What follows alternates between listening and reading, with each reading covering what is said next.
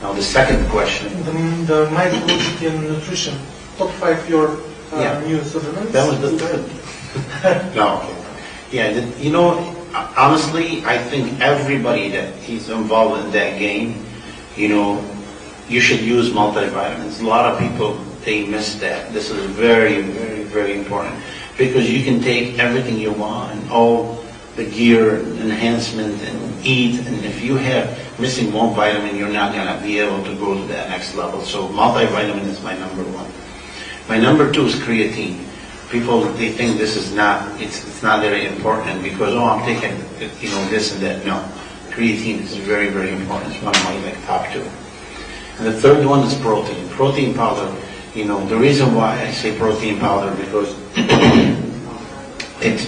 you can't, you know, sit down and eat meal after meal after meal the same.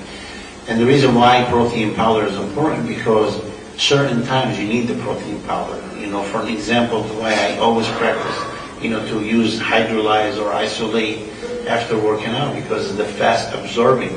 You know, when you get done working out, you need something to go in your system quick and stop the catabolism. So that's why protein is very important. And then, you know, we cover those three. And then, I mean, then you can, you know, mix and match with a lot of other stuff. But, you know, very, very important stuff, especially if you're doing, you know, show. I like the essential fatty acid. You know, the EFAs are very important. So if you're a bodybuilder and you want to live, you know, life without ache and pain, you gotta introduce those to you. And on top of that, even that we talked about the multivitamin and mineral, vitamin C by itself, it's a huge for bodybuilders. And I always believe in vitamin C that, you know, maybe the average, you know, client of mine uses about 2,000 milligrams a day.